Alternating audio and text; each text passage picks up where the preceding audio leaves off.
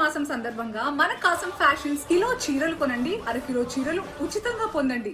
అయోధ్య విరాళాల చోరీపై సుప్రీంకోర్టు కీలక వ్యాఖ్యలు చేసింది. ఈ వ్యవహారాన్ని రాజకీయం చేయొద్దని, కోర్టులు రాజకీయాలకు వేదిక కాదంటూ ధర్మాసనం హితో పలికింది. సిట్ను పునర్వ్యవస్థీకరణ చేయడంతో పాటు విచారణ పారదర్శకంగా జరగాలని సుప్రీంకోర్టు సూచించింది. మరికొందరు అధికారులను సిట్ విచారణ చేయాలని సుప్రీంకోర్టు ఆదేశాలిచ్చింది.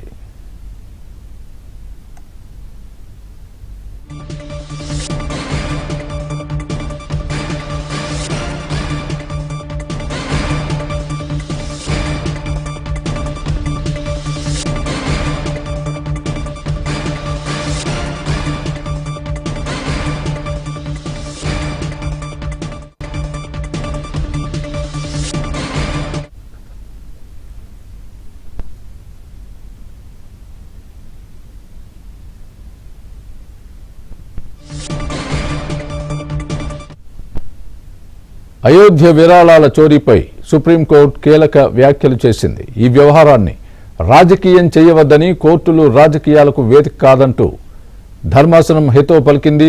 సిట్ను పునర్వ్యవస్థీకరణ చేయడంతో పాటు విచారణ పారదర్శకంగా జరగాలని సుప్రీంకోర్టు సూచించింది.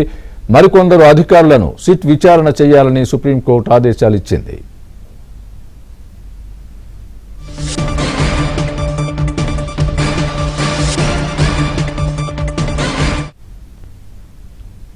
ఇదే అంశానికి సంబంధించి పూర్తి అప్డేట్ మా ఢిల్లీ బ్యూరో చీఫ్ కృష్ణ చెప్తారు. కృష్ణ, చెప్పండి, సుప్రీంకోర్టు ఈ అయోధ్య విరాళ చోరీకి సంబంధించి ఏమన్నది, ఎలాంటి వ్యాఖ్యలు చేసింది, పూర్తి అప్డేట్ ఇవ్వండి. స్వామి, సుప్రీంకోర్టులో అయోధ్య రామ మందిర విరాళాల చోరీకి సంబంధించినటువంటి పిటిషన్లపై కీలక విచారణ జరిగింది. CJI justice Suryakant, justice Joymalya Bagchi, justice V Mohan తో కూడినటువంటి త్రిసభ్య ధర్మాసనం ఈ కేసును విచారించింది. అయితే ప్రభుత్వం తరఫున హాజరైనటువంటి సొలిసిటర్ జనరల్ తుషార్ మెహతా దర్యాప్తు పురోగతి పైన స్టేటస్ రిపోర్ట్ ను సమర్పించారు. ఇప్పటి వరకు ఈ కేసులో 8 మందిని అరెస్ట్ చేశామని కూడా తెలిపారు.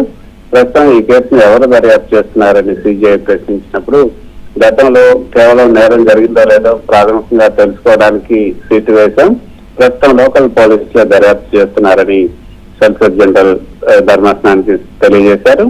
అయితే సీనియర్ పోలీసు అధికారులతో, ఉదాహరణకి ఐజీ లక్నో రేంజ్ స్థాయి అధికారి నాయకత్వంలో పూర్తి స్థాయి ప్రత్యేక దర్యాప్తు బృందాన్ని సిట్ని ఎందుకు ఏర్పాటు చేయకూడదని సిజేఐ ప్రశ్నించారు. దీనిపైన ప్రభుత్వం నుంచి తగిన ఆదేశాలు తీసుకుని రికార్డులో ఉంచాలని కూడా సొలిసిటర్ జనరల్ ని ఆదేశించారు. సొలిసిటర్ జనరల్ కూడా దీనికి అంగీకరించారు. అయితే ఈ సందర్భంగా సిజేఐ ఒక కీలకమైనటువంటి హెచ్చరికలు చేశారు. కోర్టులు రాజకీయాలు చేసే వేదికలు కావు, ఈ విషయాన్ని రాజకీయ రంగుపుల్ని సంక్లిష్టం చేయకండి, ఇది ఒక సాధారణ నేరానికి సంబంధించినటువంటి కేసు, సరైన రీతిలో నిష్పాక్షికంగా దర్యాప్తు జరగడమే కోర్టు యొక్క ప్రధాన ఉద్దేశం అని కూడా సిజేఐ సూర్యకాంత్ ఈ సందర్భంగా స్పష్టం చేశారు.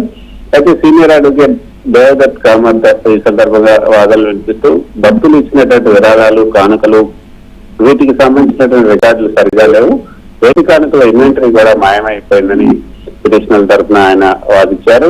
అయితే విరాళాల రసీదులను భద్రపరిచి పారదర్శకత కోసం ప్రత్యేక వెబ్సైట్ లో అప్లోడ్ చేయాలని కూడా కోరారు.